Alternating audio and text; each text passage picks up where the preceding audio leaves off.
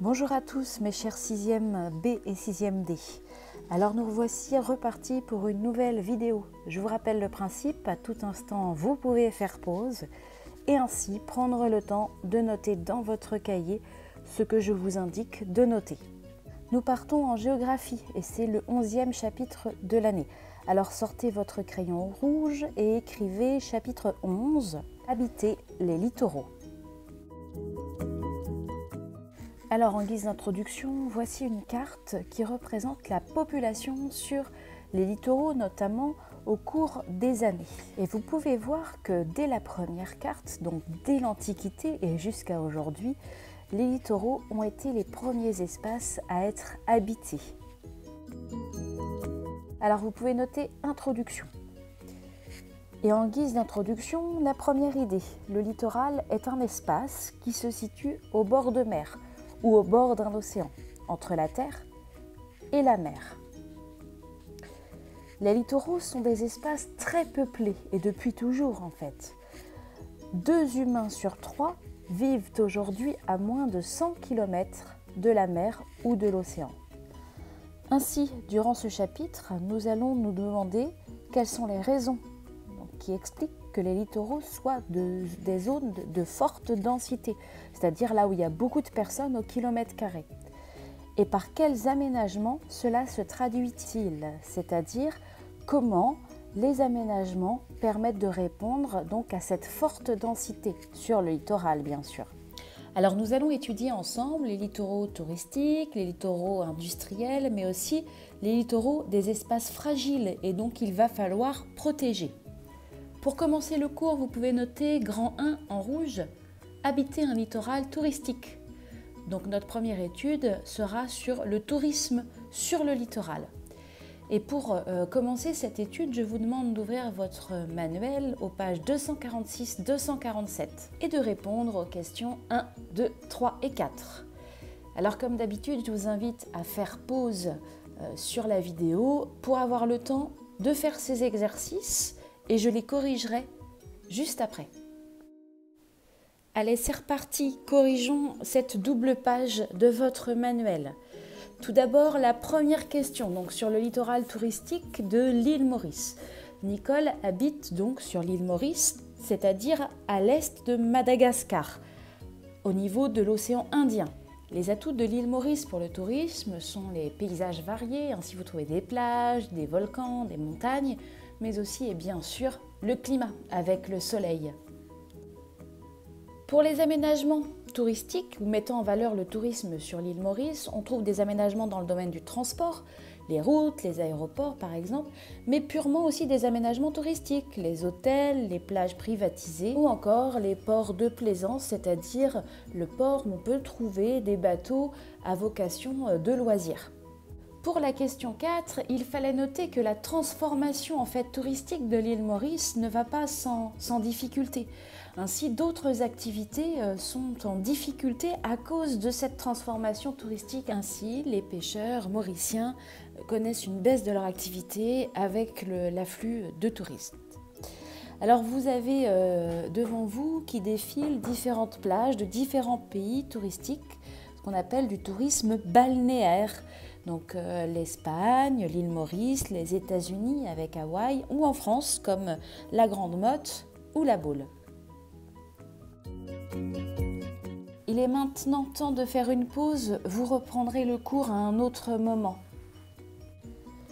Allez, reprenons ensemble là où nous en étions, c'est-à-dire au cours sur les littoraux touristiques. Première idée, les littoraux représentent la première destination touristique mondiale. La plage, la mer, les activités de loisirs attirent les touristes qui viennent essentiellement des pays les plus riches, par exemple la France ou les États-Unis. C'est ce qu'on appelle le tourisme balnéaire, un tourisme organisé autour des littoraux. Ce tourisme balnéaire urbanise donc les littoraux, c'est-à-dire on construit tout autour des littoraux, avec des hôtels, des résidences, des ports de plaisance. Voilà donc les différents éléments que je veux que vous reteniez sur le tourisme littoral. Vous pouvez faire à nouveau une pause dans votre cours, nous reprendrons un peu plus tard. Allez, c'est reparti, reprenons le cours sur le littoral ensemble. Deuxième élément, grand 2 en rouge, habiter un littoral industrialo-portuaire. Ici, nous allons nous intéresser au commerce et à l'industrie qui a lieu sur les littoraux. Je vous demande à nouveau d'ouvrir votre manuel aux pages 242, 243 et cette fois-ci de répondre aux questions 1, 2 et 3. Allez, vous pouvez faire pause sur la vidéo afin de répondre correctement à ces questions et de le faire dans votre cahier. Allez, reprenons ensemble pour la correction de cet exercice. Première question. Kwan vit à Busan, une ville de Corée du Sud. Donc nous sommes ici en Asie de l'Est. Pour montrer que la ville était peuplée, il fallait évoquer que c'était la deuxième ville de Corée du Sud, donc la plus peuplée. Sa densité, au kilomètre carré, vous avez 4730 habitants, soit 10 fois plus qu'ailleurs en Corée. Cette ville est située entre le littoral et les montagnes, donc toute la population se concentre entre la mer et la montagne et les bâtiments sont ainsi très serrés.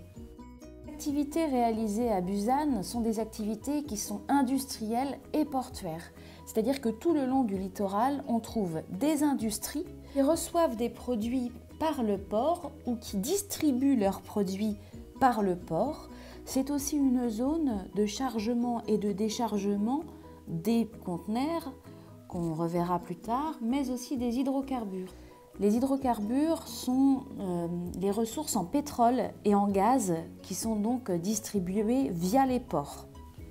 Je vous propose maintenant de réaliser un schéma qui représente le littoral et notamment ces zones industrielo-portuaires. Vous pouvez d'abord noter le titre, schéma, le littoral, interface terre-mer. Interface, ça veut dire zone de contact entre la terre et la mer. Puis il s'agit de faire un carré que vous partagez en deux. D'un côté, vous coloriez avec un crayon de couleur en vert et de l'autre avec un crayon de couleur en bleu. Cela représente pour le vert ce qu'on appelle l'arrière-pays, c'est-à-dire la terre. Et le bleu représente l'avant-pays, c'est-à-dire la mer.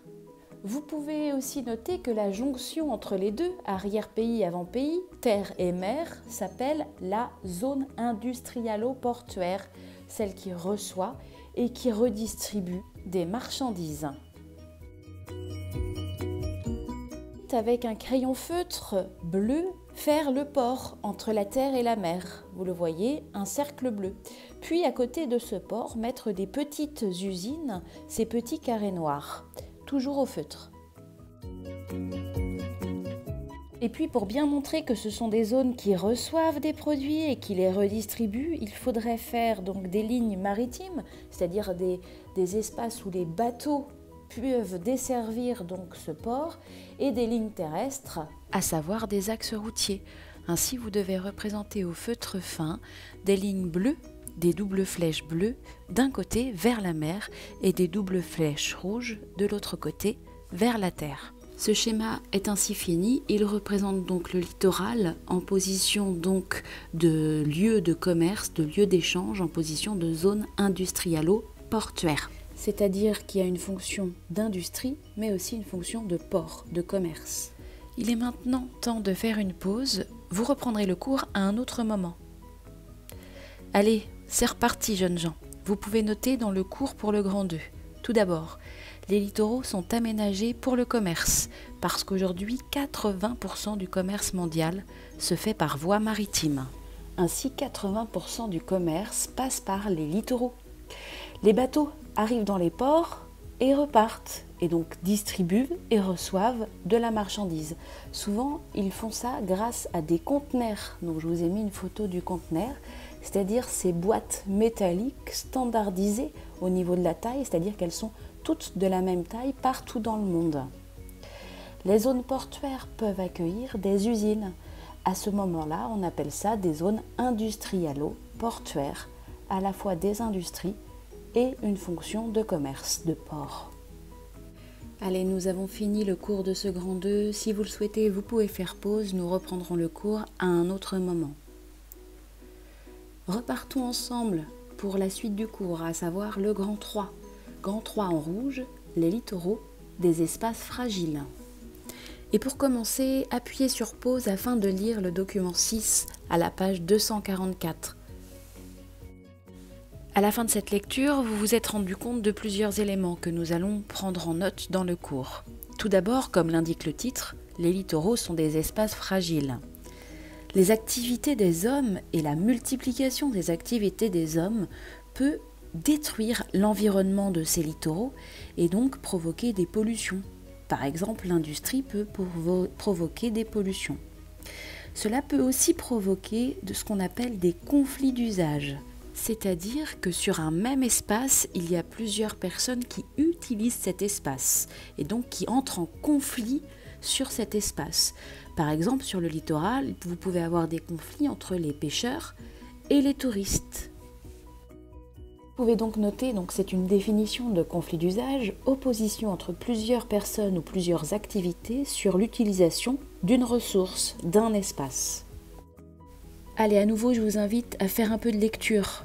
Donc faites pause pour lire le document 5 à la page 248. Vous avez pu lire et nous allons noter dans le cours que le réchauffement climatique met aussi en danger les populations qui habitent sur les littoraux. Parce qu'avec ce réchauffement climatique, le niveau de la mer monte et donc ces espaces littoraux sont menacés. Nous reprendrons ce cours en classe, en présentiel. Pour le moment, la vidéo achève ce chapitre, mais il est possible que j'y ajoute une réalisation cartographique. Allez, à bientôt jeunes gens.